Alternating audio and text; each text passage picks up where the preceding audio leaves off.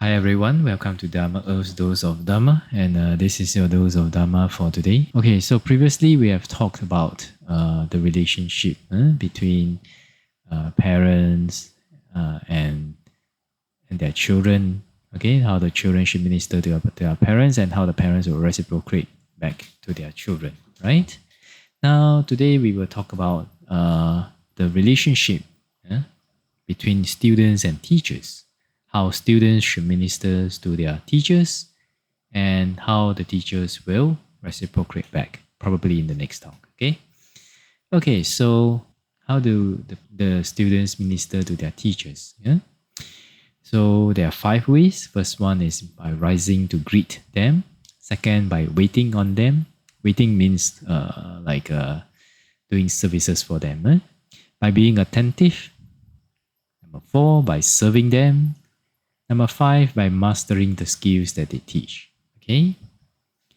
So let us go into detail how about the 5 ways. What does it mean by rising to greet them? By rising to greet them, it means rising means getting up from one seat, and then after that, a student, upon seeing the teacher coming from a distance, they should rise from their seat.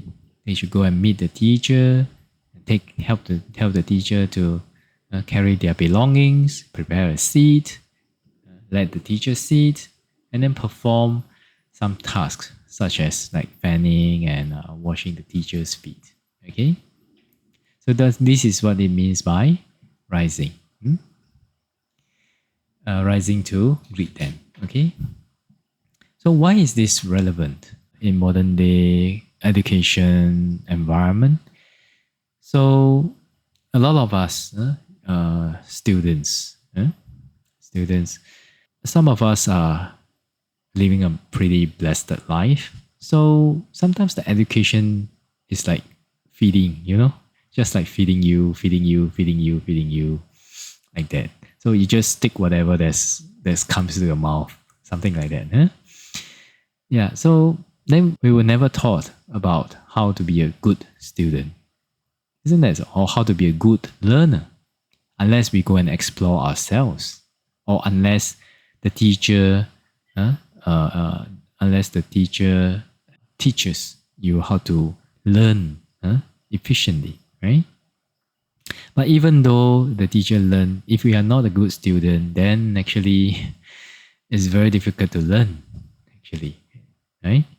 So by rising to greet them is actually, in a way, we can, if we look at the very main principle, the quality behind this, is actually the respect to the teacher. Okay, the respect to the teacher and the willingness to learn from our teacher. Okay, we put ourselves in a lower position in the skill that we are learning, and we want to, and by showing respect through rising to greet them.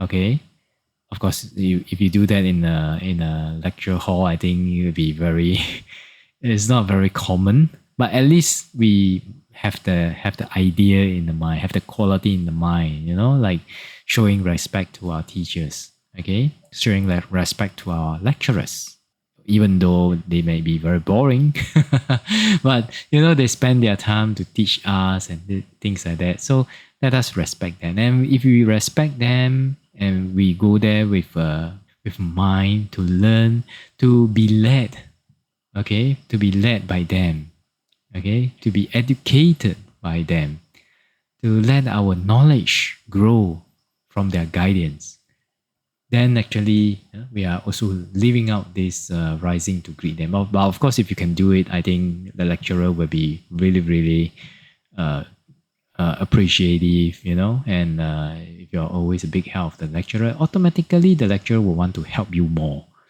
right?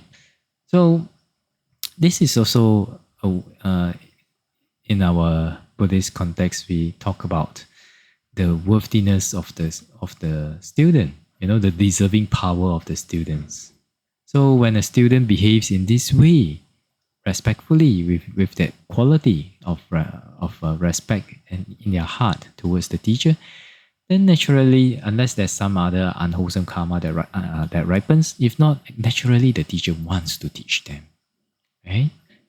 Okay, so this is one thing. It's really when I read about this, I was like, too bad I didn't get to know this when I was younger.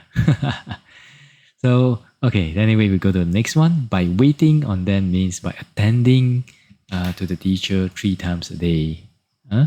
But of course, if the teacher has 100 students in the lecture hall, then if the teacher wants, then we go and serve them lah. We go and wait on them. If not, I think it'll be very busy for the teacher to keep giving attention to 100 students 3 times per day, right? Okay, so this is like this, and the next one is by being attentive.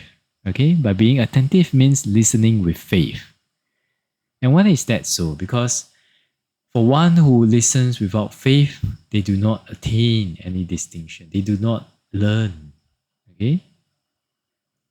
So, but if one listens with faith, attentively, then they will be able to get the knowledge that the teacher is giving to them. Okay? Now, the next one, by service.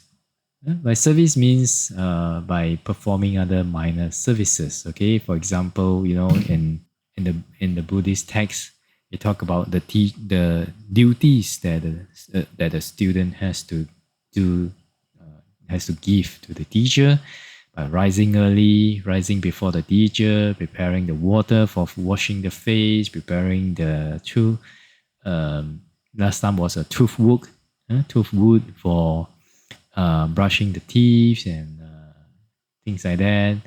And during meal times, you should offer water, doing other services, and pay respect before going. All these are services to the teacher. Okay, and helping the teacher to wash their clothes, etc. And during times of illnesses, then they should also attend to the teacher, like that. So not only lay people, but even a monastic, even a renunciate, they should perform all the duties of a student, in order to get the benefit and guidance from the teacher. Like that. So by mastering the skills that they teach, this is the last one. What is it? It means receiving the knowledge with care, repeated studying, even a small portion, and understanding even a single word clearly, like that. So this is the way that a student should, if we can minister to our teachers like this, then ultimately we will get the benefit from our teachers. Our teachers will guide us not because of their payroll, but because we're so good learners, so good students that they just want to teach you. Isn't it wonderful? Okay, so with this, hopefully everyone can develop and learn the skills of how to be a good student, how to minister, how to relate to our teachers, so that all of us can get the benefit from our teachers. And whether it is in terms of knowledge, whether it is in terms of education, or whether it is spiritual wealth, okay, or whether it is spiritual wealth. So hopefully everyone will be able to develop it. Okay. So with this, wish all of you well, peaceful, and happy, and may the Triple Gem bless all of us to be able to attain path, fruition, and nibbana as soon as possible. Sadhu, sadhu, sadhu.